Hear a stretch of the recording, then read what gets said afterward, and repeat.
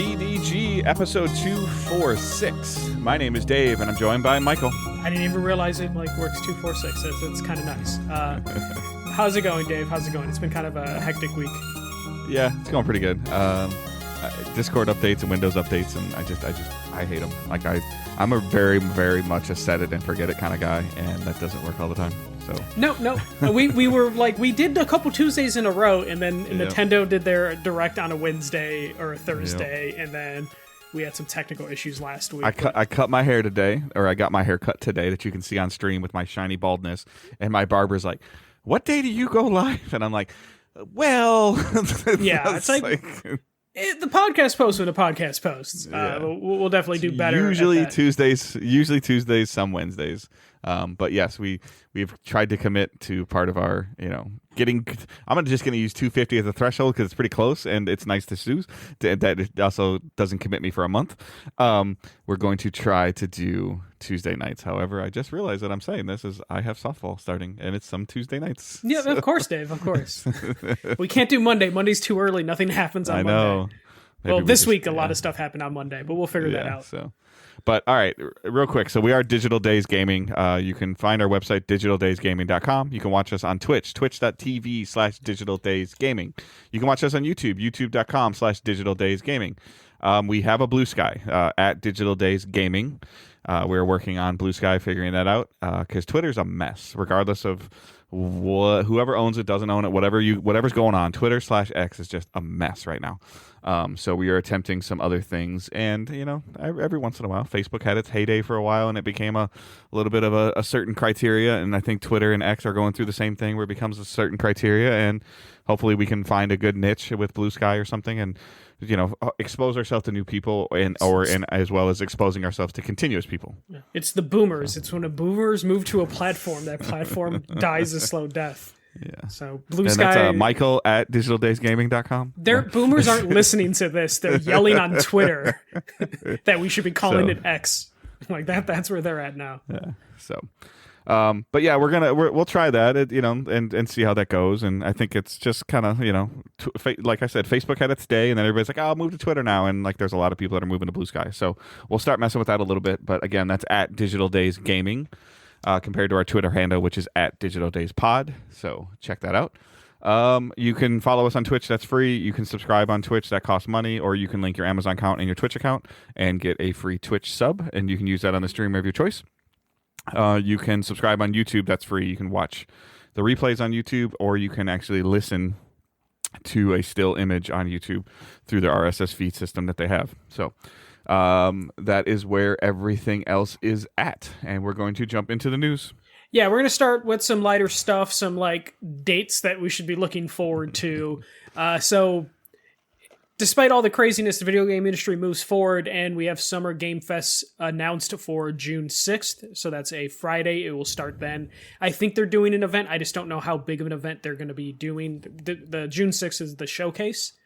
So Keighley will start advertising partners and all the people that are going to be there. I think last year Summer Game Fest wasn't too bad, so looking forward to see what he does. Because say what you will about the Game Awards, they do seem to improve every year, very little by little. So hopefully Summer Game Fest will continue some trends of improvement. And then we got the Xbox Showcase that is going to happen June 8th, which is a Sunday. And it is going to be their regular showcase and then a Outer Worlds separate showcase for Outer Worlds. So we finally got an idea of what's going to be happening there. Of course, the Switch 2 will be dropping around that time too. So I don't expect Nintendo to be really involved with Summer Game Fest at all during that time, outside of just showing trailers for stuff that's launching. And then PlayStation, obviously, kind of plays by their own rules in terms of announcements and stuff. So we'll see what PlayStation ends up doing, but at least we have Xbox down. They've thrown Keighley a bone a couple times during Game Fest. One or two trailers, but an actual PlayStation showcase, I'm not holding my breath. No. They'll do something in June. Yeah, I feel like they did stuff in May. Or late May. Yeah. So we might get something, but they haven't done anything big. In terms of actual showcases. It's just been state of plays. Well, I ain't got nothing big right now. But no, anyway. no. They don't got nothing. And I imagine maybe we'll hear about like Ubisoft, Ubi Hard during that time. We'll get some stuff. Is that in EA. here?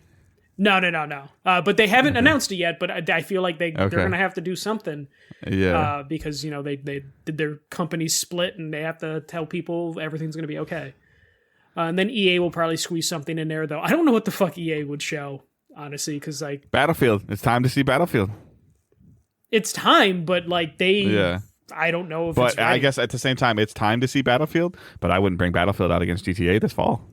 No, I don't. I think if they were to show Battlefield, August. it'd either be like, hey, it's actually launching sooner, or it's actually next year, and we just needed to say something. We're gonna punt till spring, late winter. So We're gonna see a lot of companies like punting until spring or winter next year, possibly.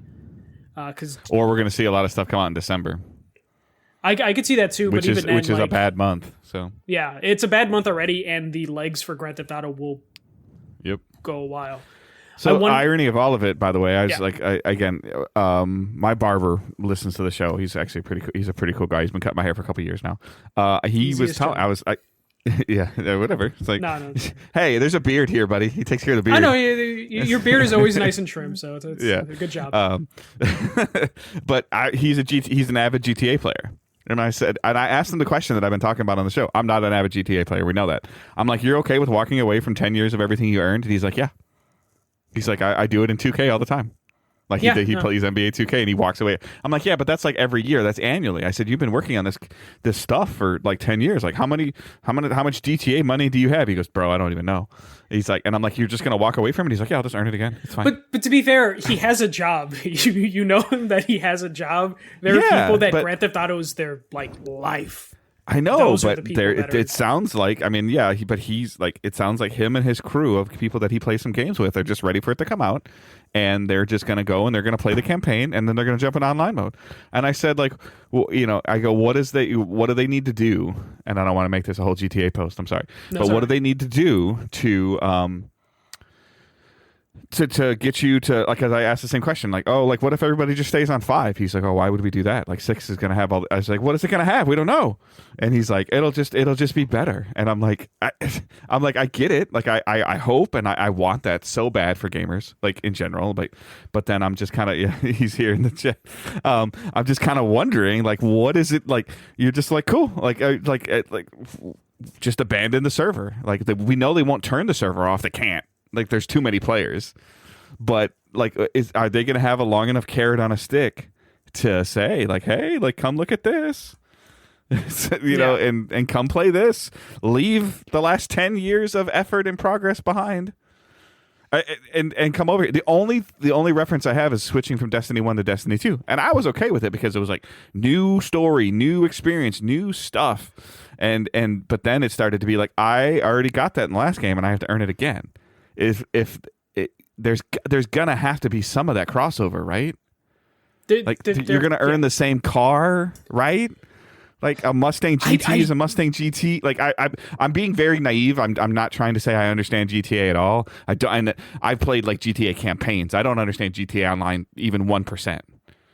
I mean, there's going to be crossovers. There's going to be there's iconic Grand Theft Auto cars that pop up in every game. So there is going to be stuff like that. It's just going to be a matter of just actually transitioning to people that bought custom stuff or stuff that made their character. But the gamer 10 years ago and the service gamer now are very different. No, I know, and the expectations of what a service game is and what you pay for and what you earn and what you get and what carries over is very different. But we're also talking about a game with a gigantic player base to where they have. If you split their player base down between people that only play single player and people that play online, any company would kill just for one of those two buckets. Yeah, 100%. Yep. They're going to do fine, but it's just going to be a matter of are they going to have the long legs to, and get the people that are the whales in that current ecosystem to come over, and you're going to have to incentivize them with all sorts of different things. But also not in a way that it gives them all that stuff for free or transfers over. I know, it's just interesting. So it was a cool conversation while he was cutting my hair though, because I was just it was good. I can't talk when when the barber's talking. I don't know Oh, why. I can't not talk. It takes him like 45 minutes. He does a phenomenal job, but I can't just sit there. I can't play on my phone. Like, what am I supposed to do? Maybe if I don't have a consistent barber, so it's one of those things. Yeah, where, I think Ozzy's been cutting my hair 3 years, 4 years now. Yeah, no, I think 2021, 2022. Yeah. And me, when I get a haircut, I'm just like trying to like get out as soon as possible. I gotta get a haircut tomorrow, and I'm dreading the small talk because I'm just like, I don't want to talk about whatever we're gonna talk about. Nah, man, find one person that cuts your hair The good. last and you like two how they people look. I found, one of them moved from the state, and the other one retired back to the Dominican Republic. We had So this I'm like, conversation today. I'm like, hey man, wherever you go, I'm like, I mean, I got his personal cell phone number. Like, you can cut my hair in my living room at this point in time. Like, it's like, I think I had an email from my barber being like, I'm moving to Idaho, and I'm like, okay, cool. Like, that doesn't help me. I'll take my office chair in the front yard. You can cut my hair. Like, we're fine. Yeah, you got gamer chair should work. Yep. All right, we'll move on to the next story, which is funny because it just kind of just came out of nowhere. But we're getting a marathon gameplay reveal this weekend. So Bungie has announced that they're going to do a gameplay reveal of some sort during a live stream on Saturday, April 12th at 1 p.m. Eastern on Marathon social media channels. They were only advertising like Marathon's channels. I would assume PlayStation will have it on their channels, I would imagine. But yeah, no, we're finally going to see something from Marathon. It happening now just seems super weird because we are 2 months from Summer Game Fest. It makes me think we might actually see Marathon this year, like release, if they're going to do this just on a random Saturday. Yeah. So this is Bungie, obviously. So there's an inherent default of interest from me just because I've played a Bungie game for 10 years, like we just talked about with GTA. As an extraction shooter, that confuses me. I'm not a huge extraction shooter. Is it fan. still an extraction shooter? It is, right? I don't know. Yeah, I was going to say, because I feel like we've heard different things. Or hero shooter, or like, yeah. And to be honest with you, I'm sure that Sony is very, very, very nervous, post Concord. But at the same time, like, this is sort of supposedly, shooter. Yeah, okay. This is sort of supposedly in like Bungie's contract with this acquisition of like, we do what we want as long as it generates revenue. Saturday is very weird for them. Yeah, I was going to ask, is that like a normal Bungie thing? No. Like, okay. Because it's not. Usually it's like a Tuesday, but Destiny's game has been evolved around the weekly reset that happens on Tuesdays. So like a lot of that stuff was based on that. I don't know if Marathon will have a weekly reset or anything. Like, this is something like, I mean, I guess correct me if I'm wrong, and you might be able to know the answer, but this is the first time that they're going to have 2 games concurrently running ever. Yeah, I'm trying to think. It was always Halo 1, 2, 3, and and then Reach they moved to Destiny. Reach and then Destiny. And they've been doing Destiny for the last 10 years. And prior to that, like in the mid 90s, they did the original Marathon, which that was on like some Apple Max things or whatever. No idea what that was. Very interesting that this is being called Marathon. It's a weird thing that they pulled that name for who exactly, I don't know. Right, because any Marathon player, like, you're not gonna like those are boomers. Yeah. Yeah, I'll probably watch this just to see, but I'm very like, okay, like, do your thing. It's depending on what model this is. Like, are you thinking free to play? No, I think PlayStation spent a shit ton of money on this. I think it's one of those things. It's going to be a $70 game. It's going to be a $70. Is this going to be a service game? As in everything is a service, probably like service, like a seasonal content kind of thing, and seasonal with regular, like stuff. Yeah. So I mean, I have my concerns with Bungie as a whole right now in terms of like how they're functioning as a company, and what they have been able to do sometimes with Destiny, and what they haven't been able to do most of the time with Destiny to the general public, and to build a new player base. Like, I think to your point, like you've been saying, like, why are you trying to maintain Destiny and build a new player base? Because you're going to pull people regardless. Potentially, but it's but it's also an extraction shooter versus, well, let's just call Destiny what it is, a 90% PvE cooperative game. You would have to imagine, like, if you had both charts of like the player bases on day one of Marathon, you would see Destiny take a temporary nosedive. Yeah, I'm probably going to spend $70 on this game because I like Bungie. Yeah, and the shooting is going to feel good, right? And it's does just a matter it mean that I'm going to become an extraction shooter fan? I have no idea. I didn't think that I would become as big of a Destiny junkie as I became 10 years ago. Yeah. Like when I bought it, I'm like, oh, okay, I'll mess around with it. It's fun. The beta was fun. It's a shooter. It feels good. I'm like, oh, what's loot? Like, oh, what's a weekly reset? Oh, what's this? Like, oh, like it didn't bother me doing the same thing 10 times in a week if I had to, like once a day. But again, the player base and what they've expected out of a service game has changed. I just wonder if we're going to see a stream where they're just going to turn the chat off, because I feel like a lot of the people in the chat are going to be Destiny players of like, my content has been shrinking. What the fuck is this? There's going to be a lot of people that are going to be bitter at Marathon. Because there's a lot of people that have been working on Destiny for years that have now moved to Marathon. Yeah. And rightfully so. They've worked on something for 7-8 years. They want something different. This is why they stopped making Halo. And the Destiny community knows names of developers. Yeah. So when a developer changes their like Twitter handle to like Radar. Yeah, they are like making art for Marathon. It's just like, what the fuck are you doing? Yeah, they have a lot going against them. So I wonder what we're gonna see. Like it says it's a live stream. I still think I believe that. You actually okay. Yeah. So Bungie has a studio, like a little small room, probably the same size as my office that I'm in right now, that they use for their live stream studio. It will be filled with like they have a lot of Destiny stuff in there, but there's some Halo stuff in there. Like they don't forget their thing, but they have a community team and they will sit on the chair. They'll sit on the chair with like one guy hosting it and then two people talking about it, and they'll talk over the gameplay and stuff like that.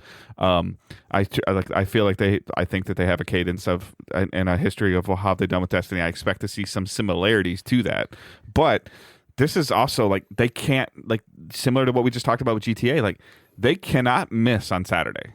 They cannot there's swing a and lot miss. of pressure. Which is there's why a lot I think of pressure on Bungie. There's a lot of pressure on Sony. There's a lot of pressure in general, and they like this. You're revealing a game that you've been working on for a long time, and you're like, yes, we know it exists. I think we saw like CGI trailers for this last year. Yeah. And so we know it's a thing, but now you're going to show off, to your point, the bread and butter of a shooter. And it can't be short. Like if you're telling people to tune in on a Saturday. Yeah. Oh, it'll be an hour. I would hope minimum. So. Like if it turns into like a 15-minute thing or a half-hour thing, I feel like that's going to be too short. Like I expect to. What I would want is gameplay, and then I want to know about character classes. I want you to go to some devs. So I'm gonna tell you what you're gonna get. Like you're gonna get gameplay. They're gonna explain what it is, what their philosophy is, what their foundation is, what they're trying to accomplish, and they'll have their Bungie twist on it. This is the first studio that brought MMO Lite to console with Destiny, 2012, 2013, whatever it was. And then you'll see they'll show some stuff, and then they'll have some talking. They'll probably, if it has any kind of loot element to it, which I expect it to, they'll show off some loot that you can earn. They probably will show whatever their form of extraction is, and then it'll end. And when it ends, they'll release a Vidoc that has that stuff that you're talking about. If it's heroes, if it's class based, if it's whatever it is, like that'll be a deeper thing that's just a pre-made video with tons of trailers and doing what Bungie does with the hype train after that. Because even the little things, and you saw this, like, and it's still fascinating to me. Sony can do this too. Bungie does it as well. They just put out a little 7-second image of green boxes moving around, and they own Twitter for like a day. Because they put it out during like the Switch stuff. I want to say that they just put it on there, and people like freaked out for a little bit, and then the Switch stuff just kept getting worse and worse, and then What I expect, we'll probably get a montage of like where Bungie, like talking about their history and stuff like that. I expect we'll get the usual thing of like one of the studios wearing like a black short sleeve shirt, standing over a neckbeard and a baseball cap, pointing to a screen, laughing and pointing, acting like they're like micromanaging people. I hope they don't go too hard into like we're Bungie, because they also have to reassure people like we're still Bungie. We're not PlayStation's Bungie. We're still Yep. Bungie. So I expect we will get some of that studio shit on top of all this. That we do what we want. We know who we are. Yeah. We haven't lost our identity, even though we lost a lot of our staff. Like, it's going to be one of those things before they kick off to whoever's going to be the face of Bungie, whether that's a game director, community manager, or not Bungie, of Marathon. Because it seems like that's what you do when you have a live service game. You need to put a face that is going to take the brunt. It was DDG for a very, very long time. And he's gone right now? Correct, yes. Yeah, so they're going to have to... Works for Iron Galaxy, actually. Okay, yeah. Well, they've had a lot of shuffling out too, so I just need to know who they're going to put as the face of Marathon, whether it's going to be someone in a community, community manager, or if it's going to be like one of the game directors. Yeah, originally it was DDG and Luke Smith. Like when you go back to the beginning of Destiny 1, it was DDG and Luke Smith. DDG was the community guy. Luke Smith was like, "This is my game." Yeah, and then it's just a matter of just like not taking away from Destiny, even though they're going to have to, and they already have been doing that, but you also kind of have to like reassure that community. Well, Destiny's model is changing too, and that has to have Marathon has to have an effect on that. And I think they've learned a lot. I hope that they've learned a lot from Destiny, and I've said this for a long time. Other studios should pay attention, but I hope they learned a lot of what they should do, and I hope they learned a lot of what they should not do. Yeah, and they're also stepping into new grounds because we don't know what type of video game this is going to be. So like there are a lot of things that they can bring over to it, but then there's also stuff that they're hopefully looking at all the Ubisoft extraction shooters that failed the last couple of years. There's been a fair amount of extraction shooters over the last couple of years. Sounds like this is more Tarkov from what I'm hearing. But then you have to learn for that because a lot of copycats happen for Tarkov. So like I just hope we're not in the same spot that we've been at for other companies where we're like, Bungie gave you the blueprint. Why did you fuck this up and not copy Bungie at these aspects? I mean, to be fair, from a shooter standpoint, and this is always like a comparison I talk about with Naughty Dog, like I would say that in the last 25 years, the worst thing that Bungie has potentially released is 3 or Reach, right? I think so, yeah. Yeah, like, I mean, if you were going to rank their games, 3 or Reach would probably be near the bottom. No. Or 2? Like, I mean, okay, then I guess have they released what you would consider to be a bad game? Just because it's old, I would say Marathon is probably their worst game. Right, the first but that's not in the last 25 years. Yeah, that would be, that was in 94, so like 30 years. Yeah, so that's kind of what I'm talking about, like, with, would you say that Naughty Dog in the last 25 years has released a bad game? No. No. And to be fair, Insomniac has. Sunset Overdrive's not bad. Fuse is bad. Okay, yeah. I forget Fuse exists because it was bad. Fuse is bad because it was bad. But when you never have a situation you're like, oh, that's right, Bungie did make that, just like you did with Insomniac. So Halo Combat Evolved released in 2001, and they haven't had a bad game since then. Basically. Okay. But they did release like half a dozen games before Halo. We're talking about fucking Marathon 2, Marathon Infinity, and then like Myth games. I forgot they did the Myth games. Which honestly, I don't know how bad or good those are, but I don't have any fondness for any of those. So I don't know. Don't worry, Notorious Bud, you don't want to hear a Fuse. Don't worry. You said you never heard of Fuse. Look at the trailer. It is one of the ugliest fucking trailers. Yeah. If you just Google or YouTube Insomniac Fuse and you probably have to capitalize all 4 letters FUSE. Yeah, so. It's an EA game during the. There's a partnership they had with EA. So and also during the, I think the Project $10. Remember, you had if you bought the game used, you had to pay the online Game $10. Pass and stuff like that. Yeah.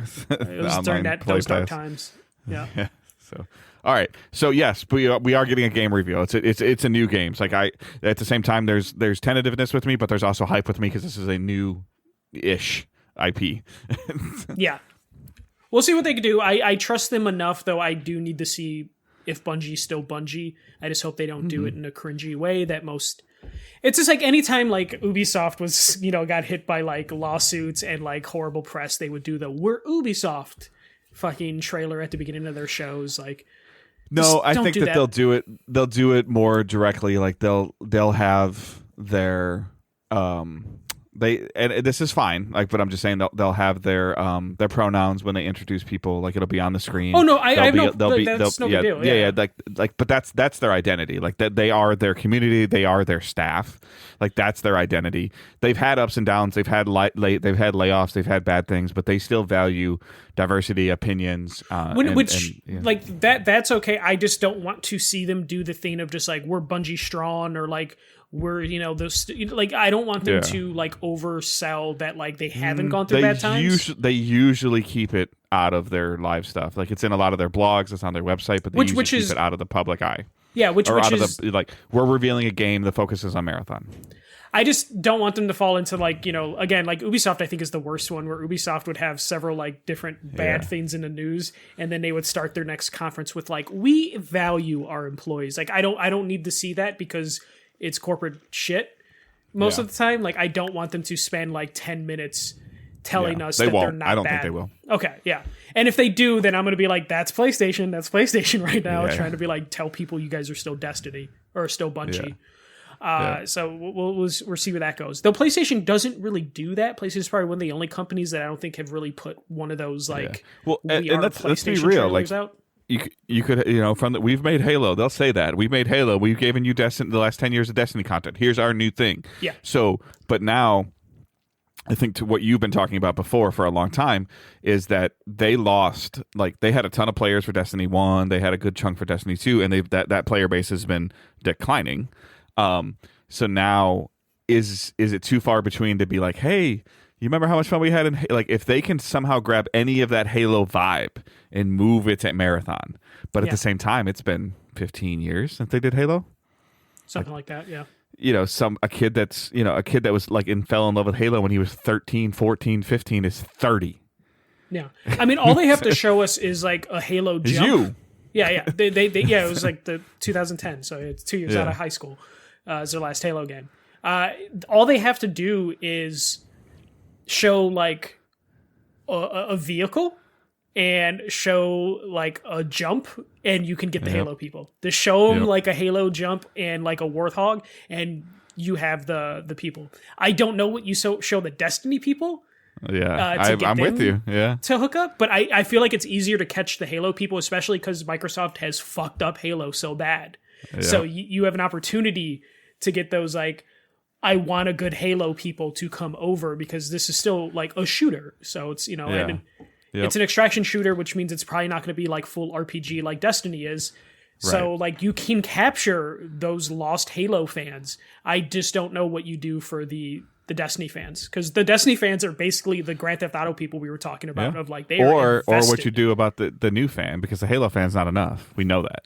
Like not enough, and you hope the extraction to be successful. You hope the extraction thing is the thing that can hook them, since so they want their hardcore Bungie players, they want their old school Halo players, and they want extraction players. Those are three very different audiences. Yes, and they're going to try and gather them all up and release something hopefully this year. Yep. Good fucking luck. We'll see what's going to happen there. All right, Dave. We'll have some opinions on it next week. Yeah. All right. This whole thing is crazy. We're going to talk about tariffs in video games. Things have changed a lot every single day. Things have changed, but basically, last week, the Trump administration dropped tariffs on about 180 different countries. This included Japan, Vietnam, China. Those are the three countries we'll focus on today, because those are the ones that affect what we're going to talk about, which is the video game aspect. So basically, this news caused Nintendo to cancel the pre-order date for the US, and then the day before, they canceled Canada's pre-order date, specifically because they don't know what the tariffs are going to do to their costs for the US, and then they realize, well, shit, Canada's really close to the US. We have to cancel Canada's pre-order date because Americans could just get it from Canada. For the record, Angela's like, we'll just go to Canada. I can drive 45. I can drive. No, 45 and minutes that's to exactly Nintendo. Like realized that Monday, the day before pre-orders are going to open. Like, oh and shit, we need the people in Boston can go to Montreal like probably in like 3 hours. Like, New York, same thing. So Canada basically got punished for US's decisions, which is just going to make relations even funnier for that. Need to find a friend in Mexico that can give me a pre-order, I guess. Yeah, that's the only hope at this point. Stefan. There's a bunch of people in Europe. We're going to be talking. And this is when now Nintendo's going to be region locking like they are doing for the Japanese Switch. Yeah. Somebody put that in our Discord. I was blown away by that. I was like, whoa. Yeah. Well, it's because the yen is so low. The Switch over there costs like $300 US. So it's just like, wow. Okay. Yeah. So basically, the country everyone was focusing on for video game purposes is Vietnam. So Vietnam got hit with a 34% tariff. And that was unexpected because Nintendo has been moving their production of Switch 2s to Vietnam because they kind of saw this foreshadowing for a while. And also a lot of companies have been moving their stuff to Vietnam just because of different, rates and all that stuff. So Nintendo felt they were going to be good until this happened. Vietnam then, I guess, reached out to the administration and were like, what if we just drop our tariffs? And then they were told, actually, no, that doesn't matter. We want more. So then Nintendo was like, oh, shit, we have to, completely pause and reevaluate things because they basically, the two countries that they have options to ship their Switch 2s from, China and Vietnam, just had really high tariffs. The speculation from this was the 450 price actually took into account their guess for where the tariffs were going to go. We also have to take into account that Nintendo has never released a console that didn't make money for them day one. So they've always turned a profit on every console sold. So the 450 price tag, people think, is a combination of them maintaining their usual console profit and also accounting for tariffs that they thought was going to happen. Also, hence why they're considered to be quote unquote a generation behind. Yeah. So they do everything very specifically. That Nintendo does not accidentally do shit. So Nintendo basically had to pause things because they're just like, we don't know what is going on anymore. And that kind of changed today, Wednesday, as we're speaking, because the administration basically said, hey, we're actually going to pause for 90 days, which caused a lot of stocks to go up and all that stuff to go up. And I saw a lot of people being like, well, that means Nintendo's going to start pre-orders tomorrow. And that's not the case because the market now has a certain uncertainty following it right now, specifically in the US. So right now, Nintendo needs to kind of figure out what country they're going to actually ship from and produce their consoles from, as well of just trying to figure out is if they unpause the tariffs in 90 days, they're right back in the same boat that they were before. Yeah. Or how many things can we get into the country in this window? Which points to this. A lot of people were asking about what's going to happen to PlayStation 5s. And it turns out PlayStation the last 3 months have been stockpiling warehouses in the United States with PS5s. And their plan is we will run our inventory as thin as we can before we have to start increasing the prices and, to account for tariffs. Which makes me think that I want to buy a Pro, but I also need to buy the Switch. So this year, I don't know if I want to buy 2 consoles this year. And at this point, you basically have 90 days to figure out if you want to buy a Pro because you can't bank on the tariffs not returning in 90 days. And some of the estimates... consumers aren't stupid either. They're thinking the same thing I'm thinking. Yeah, and this is also one of those things where if you're a company like PlayStation or a company like Apple, you're we're going to see increased sales right now. This next 90 days, we're going to do fantastic. It's already happening in my job, full disclosure, because all of my stuff comes from China, and my store is on literal fire. People were lining up at the Costco for toilet paper, specifically because toilet paper was going to be affected by the tariffs on Canada. So current estimates are based on where PS5s are made, which I also believe are some in Vietnam, some in China. PS5s would possibly have to go up in price $100 to $200, in general. And so that means the Pro would be a $900 system, or how Pro's $700. Yeah, it'd be a $900 system for some people. So they're basically trying to avoid having to do that price hike. If you remember, PS5s actually raised their price with the Slim due to other reasons. So the idea that they might have to do a second price increase is scary for that company, every company. Apple apparently had 5 full planes filled with iPhones flown over to the US recently just to be on the safe side. And they're also in the same boat of our iPhones are overpriced already. Yeah. We don't know what would happen if we have to increase the price again. Yep. So that's a lot of stuff that's going on. Again, the tariffs have been paused for 90 days, but that does not mean everything's going to be magic fix again because there's nor does it mean it's been paused for everybody either. yeah, China is still at 125%.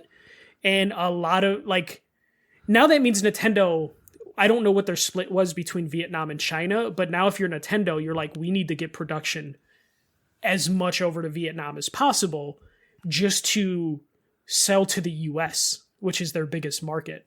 So I don't know what the answer is. Nintendo has said that they are not canceling the release date, but that could mean we have a very small inventory to work with in the US.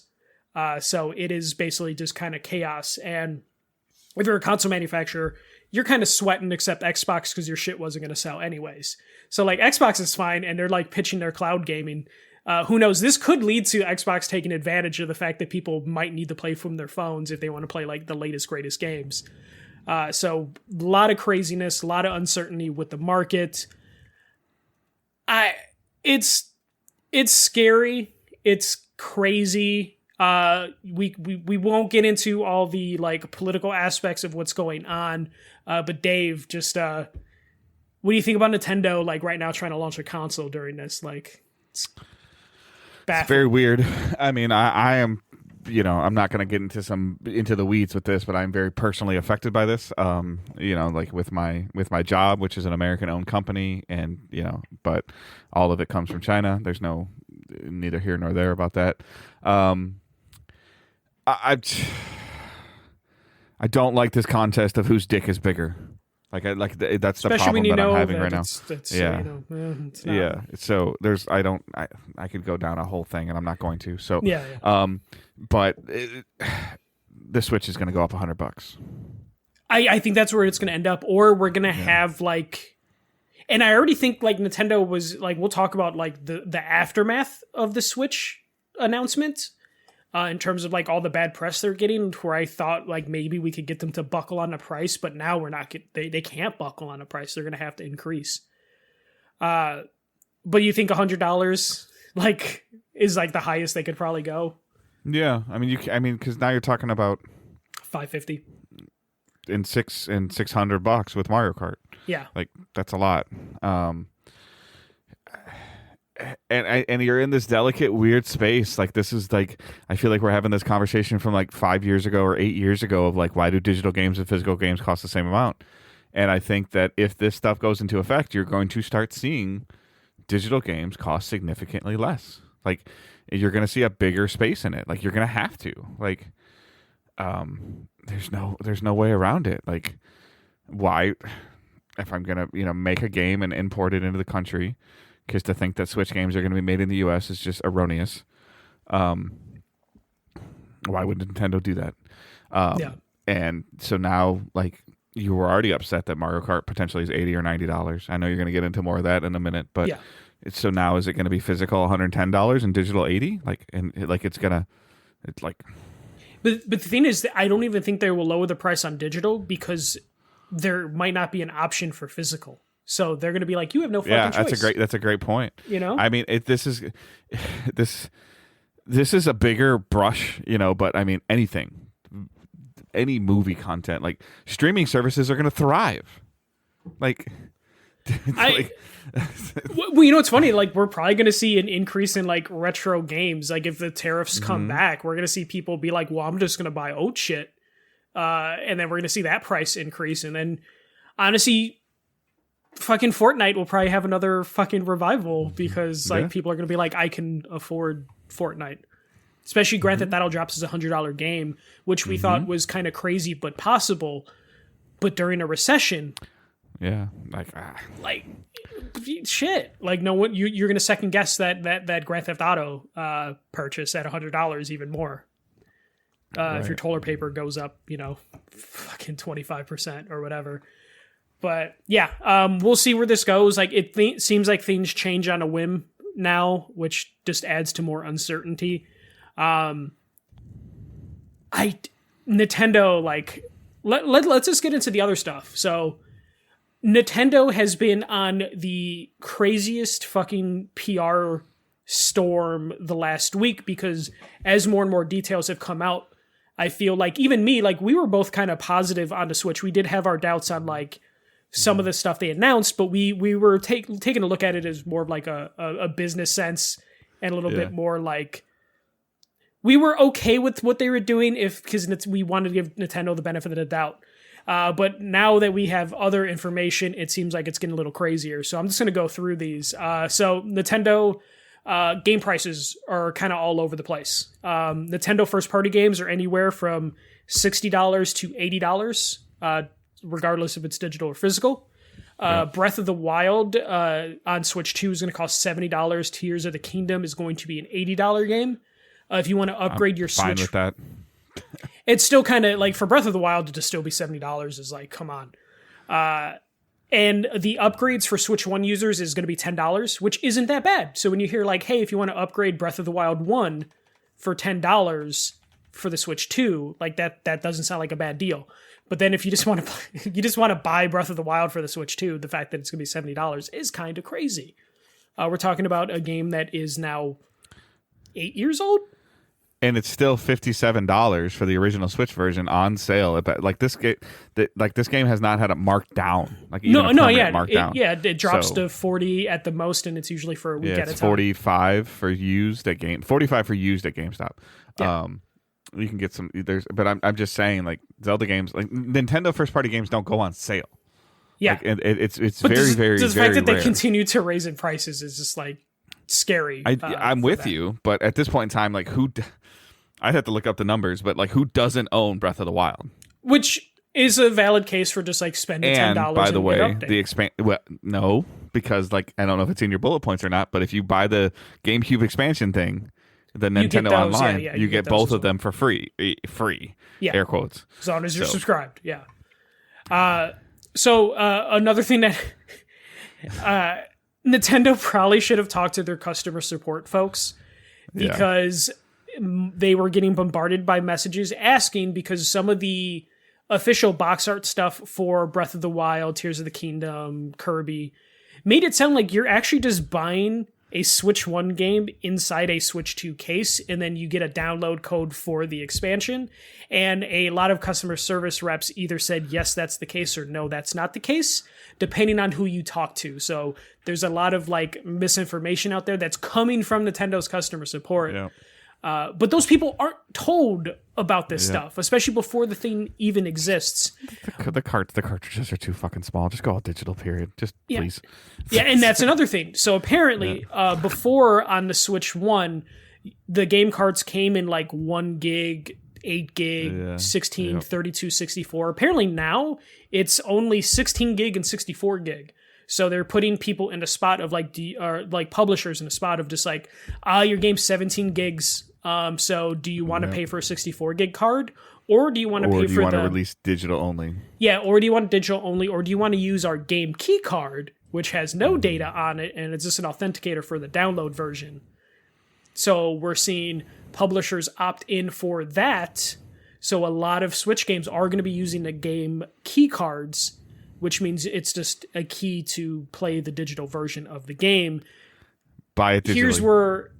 Buy it digitally. Buy it digitally. Yeah. Buy it at this point. It's like, because if their servers go down, or Nintendo decides to close the server, the game card ain't gonna work anyways. Yeah, your little key card isn't going to work. And here's another little wrinkle. So Bravely Default is like a 3 gigabyte game, and it's going to be a key card game. So it's only going to be that blank card that has the digital download. People were trying to figure out why the fuck is this game going to be like that. And if you look at the trailers, it says the game is in active development. So the key card is basically going to be a way for publishers and developers to... We're not done yet. Yes, we're not done yet until day 1 patch hits. Yep. So now they're just going to be selling these key cards. Yep. And the game can be... The game's I'm gonna have a key. I'm gonna have a pre-order, or I'm gonna have a date on something, and potentially, and then I'm gonna see the tweet of like Bravely Default's gone gold. I'm like, wait, comes out tomorrow. Yeah. So we might see some sloppiness come Nintendo's way from this. I also think it's gonna be funny because like we're gonna see people like try and break the street date of some games, only to find out they can't fucking play it because it's a key card. Something else recently happened with that where they just turned the servers off. I can't. It was within the last 2 years or something that somebody got something and they're just like, nope, sorry. Yeah, no, it happens pretty frequently. Maybe especially on MLB PC. The Show, maybe. It could have been something like that. Yeah. So that puts a whole wrinkle in it in terms of like physical media. It's definitely Nintendo just going digital and just kind of feeling obligated to do things. The key cards definitely feel like it's just their way of just like appeasing retailers a little bit, but in a very hollow way. So that's all the physical media aspect of this thing. Okay. So here comes the other stuff. So the Switch 2 Joy-Cons will not be Hall effect analog sticks. They're just going to be whatever they used before, but improved apparently. So we'll see how that's going to go. It's fine. It is. They did say it is better, but we don't know what that means yet. Right. So we'll see what goes on there. There was a lot of stuff going around saying that they have an achievement system. That achievement system is only for Tears of the Kingdom via that app that they're going to sell with the expansion pack, or that comes with the expansion pack. So sorry, no achievements. I'm kind of glad Nintendo doesn't do achievements. Yeah. But people got really excited that they saw achievements on a Nintendo platform. Sure. Nintendo Switch 2's welcome tour is going to be $10. They did still too much. It should just be a pack-in. And there was a lot of back and forth from people at Nintendo being like, this is worth it. This is going to be a very valuable experience. And it's just like Astro's Playroom was free. So it's like, you can't really get away with that. Hades 2 is going to be console timed exclusive when it releases on a Switch 2. That's a big get. So that's a positive for the Switch. Kudos to Nintendo. Good job. Yeah. Duskblood is a multiplayer focused game, so it is not a single player. Womp. Yep. So that kind of took the air out of it. I'm never gonna play it, but womp womp. Yeah. And here this is not Bloodborne 2. Here's a quote from Nintendo of America's president, Doug Bowser, that is getting a lot of press right now. Dave, let me know if you heard this before. Doug Bowser said, we recognize that there are some people that may not be able to afford the Switch 2's price point, and that's why we want to make other Switch platforms available. So he already... Can we just put his headstone next to Doug Matrick, please? Yes. And just tell, next week we're going to hear Doug Bowser has resigned as president of Nintendo of America. And join Jenga or whatever. Don't do that. How does this get past your PR? How? A PR person probably melted in their chair sitting next to him when he said that phrase.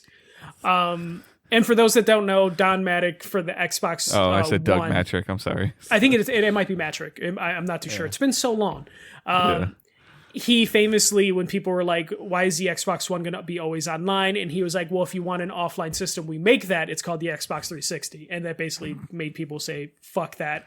I will stick with the 360 or go PlayStation. You could arguably say that put the nail in the Xbox One coffin. That was like the first nail.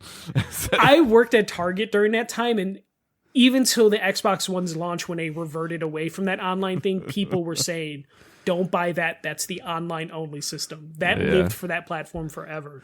So the idea that he's just like, some people can't afford it, but that's why we make the Switch 1.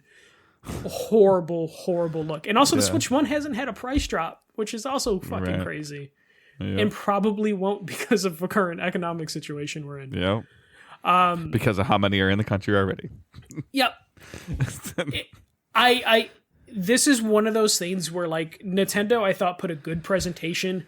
Yeah. We had questions about why they didn't talk about certain things, and they answered all of those things in very bad ways. All the questions we had, they weren't all on the same page, it feels like. And in 50 days, this console is going to be in somebody's hands. This is, you know what? This is when days. This is when I agree to you. Actually, maybe we do need 90 days just because they are going to fuck up the messaging. Yep. And then now have to backtrack on a couple things, And then the thing, just again, how many people are in the know of what you and I are talking about versus Owen's just I want the new shiny thing, Dad. I want that. And I'm like, yeah, of course. The average dad that doesn't listen to this and has a 12-year-old kid. Yeah. Okay, yeah, sure. I'll get you the new Nintendo. My dad always got me the new Nintendo. I'll get it. And then it's like, well, what? And then he gets Bravely Default, and he's like, Dad, there's numbers on my card. Yeah. No, then you have to explain that. Or just the idea that, imagine. So, I know you don't do physical games for Owen because he's too young for them and he's going to lose them. Yeah. But imagine, someone buys Owen a game that has a game key card on it. He's excited. He puts it in the system, downloads, he starts playing it, and then he takes that out to put another game in, loses that card, and then he has something he can't interact with because the stupid little license thing isn't in there. Dude, he got so excited the other day. And this is Nintendo being Nintendo. And I'm like, really? Like, you're truly like showing this as a marketing bullet point. Kudos to you. You did it. In Breath of the Wild or Tears of the Kingdom, I don't remember which one. I think it's Breath of the Wild. You can now have 2 save files. Yeah, no, it's funny. Like, he lost 300 hours 2-3 years ago because he accidentally like overwrote his save file. And they're like, oh, by the way, like, here's a fucking bone. Look at what we did for you. And I'm like, I've been able to do that on your Nintendo games like 10, 20, 30 years ago. Yeah. I had 3 save files for the original Zelda. Mm-hmm. Yeah, no, I was just thinking of just like, so, you know, like Breath of the Wild usually does go down to like $40 during sales. Yeah. There's going to be a world where like you're going to have both versions of Breath of the Wild on a shelf. And one's or when Grandma buys Owen a Switch 2 game and Owen doesn't have a Switch 2 yet. Yeah. And no, I'm just thinking of the scenario where like you're going to have Breath of the Wild on the shelf and then Breath of the Wild Switch 2 on the shelf. One's $70 and then one is $40 because it's on sale. And then you're going to be like, well, I'm going to buy the $40 one and then just pay the $10 to get the upgrade so then it could be the same as the $70 one. Like, there's a possibility that's going to happen as long as they keep both of them out on the shelf. And also, if we're going to go into like a weird shortage when the Switch launches, stores that have, you know, physical shelves still are going to keep the Switch 1 around because that's going to be the console that's selling, has inventory, and has games. And let's talk about launch day platforms. Let's talk about launch day servers. Mm-hmm. Like, what is that going to look like on June 5th when everybody's picking up their pre-orders? Everybody's entering these key cards that like they're like, this doesn't work. Server's busy. This is stupid. I paid for this and I can't play it. I have the case. Yeah, it's like, why isn't this working? Oh, actually, so you have your physical game now, but the servers don't go live till midnight. And you're like, what? But it's a single player game. It's like, no, the servers even if the Nintendo network is just not working that day because it's gonna be the same network as the Switch 1. I promise you, it's gonna be the same network. Because there's cross connectivity between them. So now you're gonna have Switch 1 people doing their thing, logging into Fortnite, playing their games, doing their stuff, and then you're gonna have this brand new Switch 2 audience coming in, just crushing the network because they have a new toy, like just obliterating it, updating the game, downloading firmware, downloading key cards, downloading this $10 fucking tutorial of how the Switch works game. Honestly, Nintendo, after this week's news of tariffs, are probably hoping that is a problem they have on day one.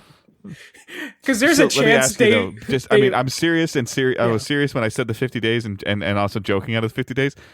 Do you see this getting delayed? I have a feeling to July. I would say there's like I would say it's like 40 to 50% chance it does get delayed. Yeah, I think there's also let's be real. Like, chance. When are pre-orders going to go live? What's your best case for pre-orders to go live in the U.S.? May 1st?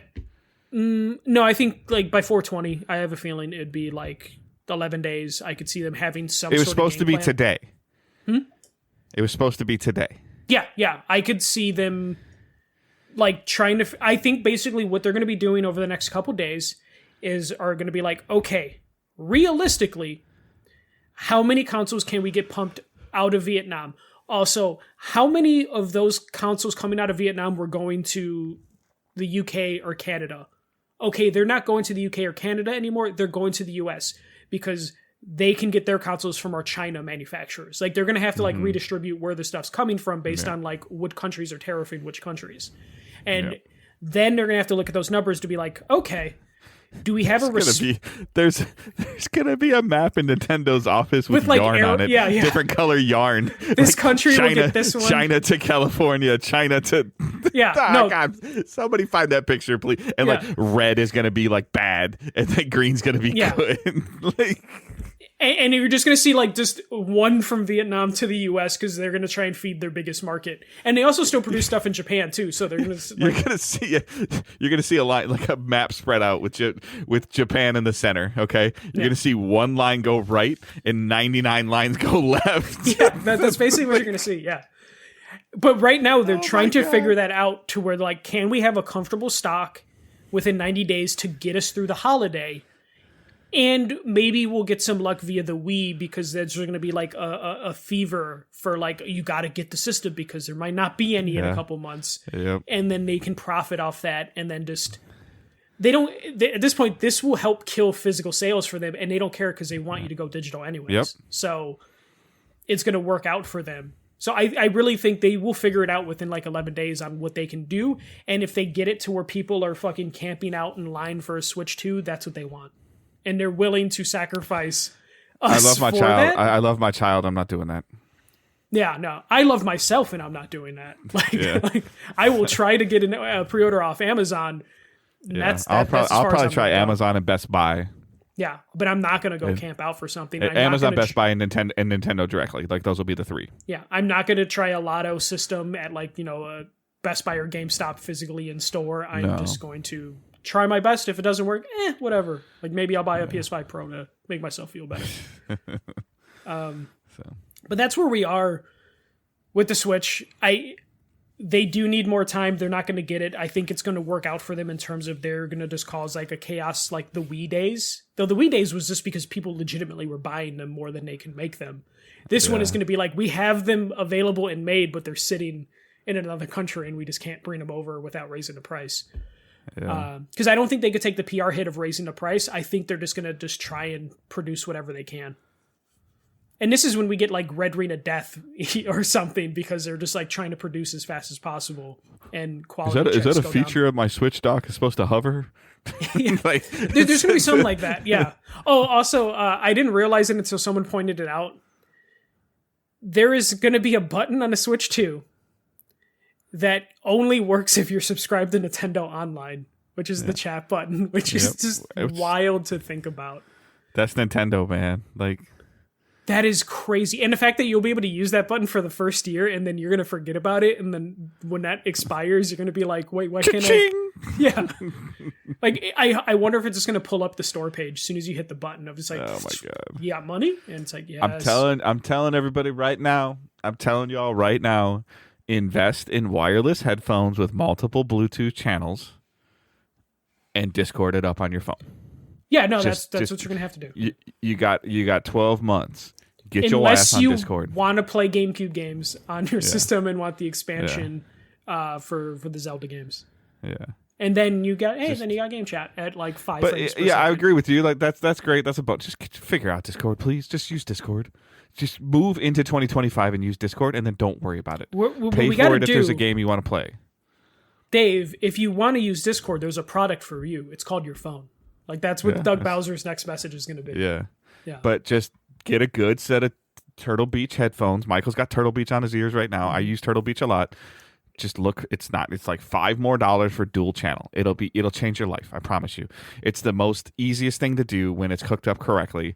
Whether you're playing on PlayStation, playing on Switch, playing on Xbox, playing on PC, and your phone rings and you just answer your phone and don't have to change your headphones or nothing.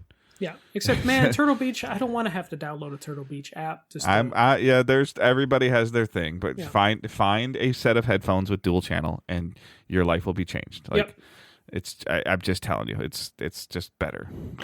It's just better. Suck it up, Buttercup. Move on. Get into the 2025. Do it.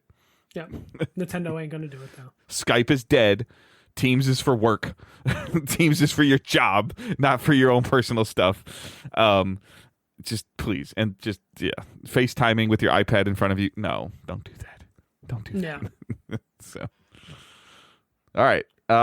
We're gonna skip playing and watching. I didn't play anything this week. I watched the Devil May Cry show on Netflix, and it was pretty good. I saw some chatter about that in the Discord. That was interesting. I watched a lot of NCAA basketball and baseball. Like, I forgot how I love our Tigers announcer, and I just love rubbing it in your face. I know. I got a good old Steve Stone. It was only tolerable when we had the announcer who's currently with the Tigers. I think we swept your White Sox. So I'm hearing about it. Like I don't watch. So I follow the White Sox like community on Reddit, and they posted the batting averages for the team this season, and it is fucking terrible. I don't think there's one person batting over 200. Like, yeah. yeah. So yeah, I guess we can head in this real quick. So we said we'd do this next week, and now it's next week. So Palmer writes, do you prefer? Palmer sent in a question using hashtag #AskDigitalDays. He put it in our Twitch chat, I believe, when he was watching.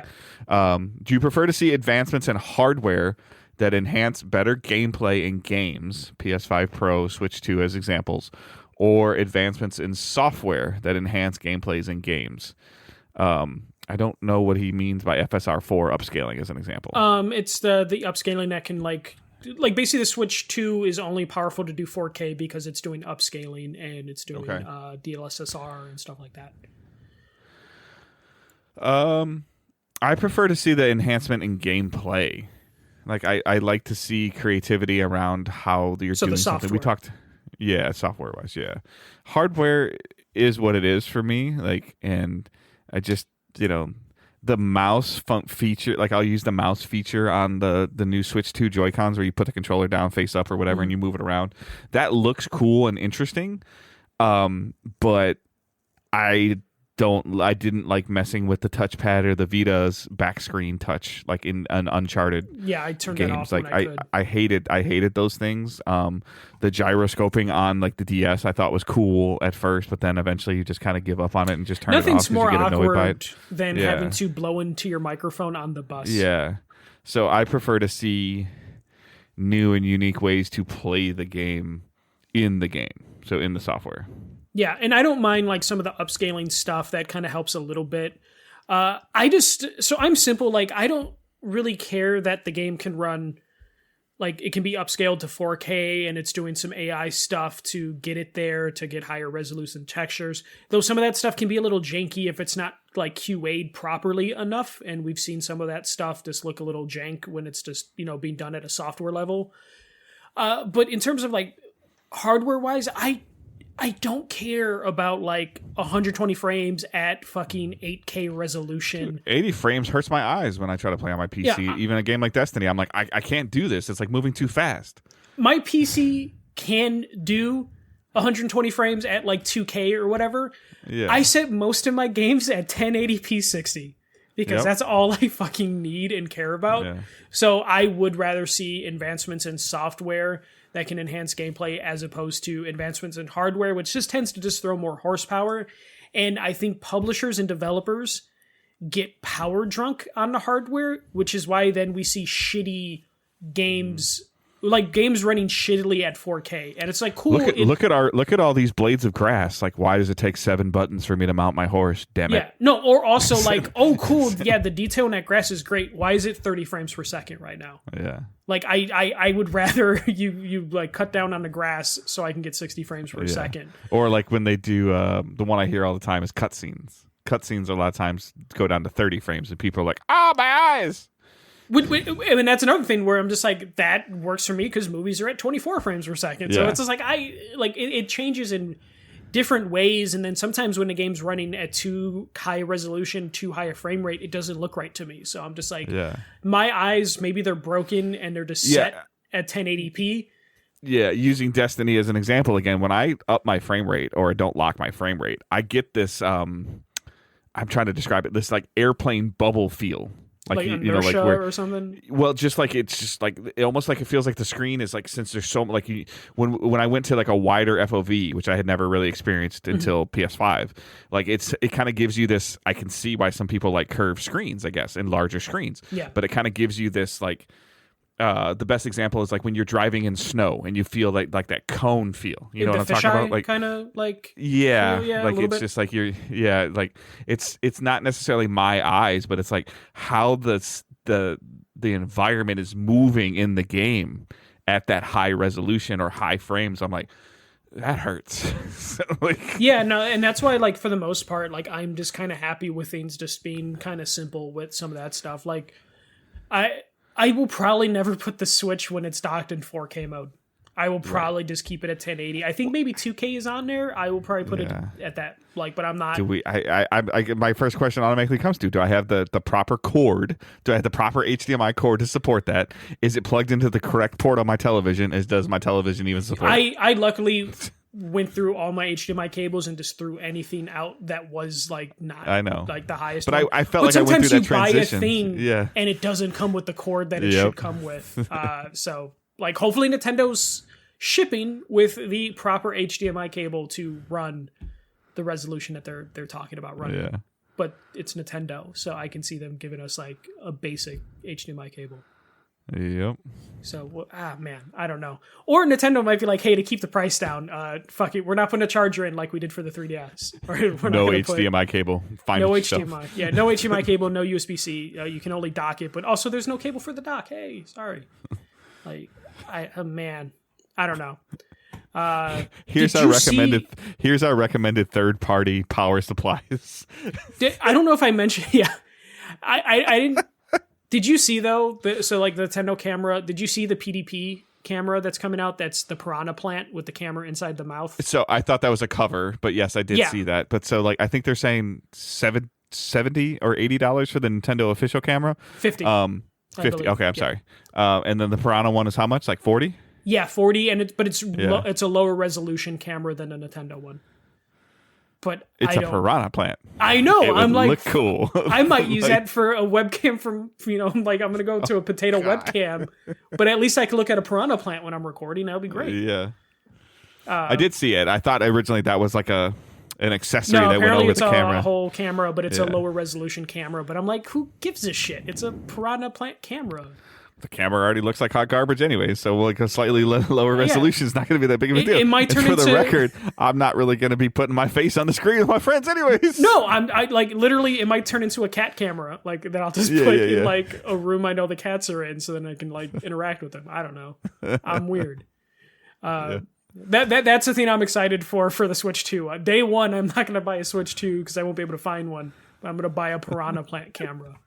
He's gonna send that picture out of the collections. This is where my Switch 2 would sit next to my Piranha plant if I could have a Switch 2. All right, so please consider. Thank you guys for listening. Like I said, socials: Twitter at Digital Days Pod, Blue Sky at Digital Days Gaming, Michael at the First MJC. I assume it's the same on Blue Sky. Yeah. Okay.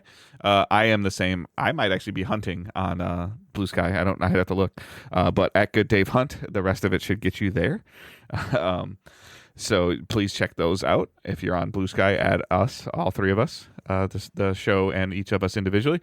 We still have our Facebook group, similar to what I said at the beginning of the show. That's kind of fading out a little bit. If there's activity there, I'll start paying more attention. But most of the activity is in Discord. So, like I said 10 minutes ago, get your butt on Discord. Have some fun. Figure it out. Learn it. It's an easy thing to use. It works flawlessly on phone, PlayStation, Xbox, and PC. All together. All nice. Awesome. So consider that and getting Discord and joining our server. All that is linked in the show notes. Patreon is linked in the show notes as well. Patreon.com/DigitalDaysGaming. I hope everyone has a fantastic week, and we will keep moving forward and talk to y'all later. Don't be a dick. See ya.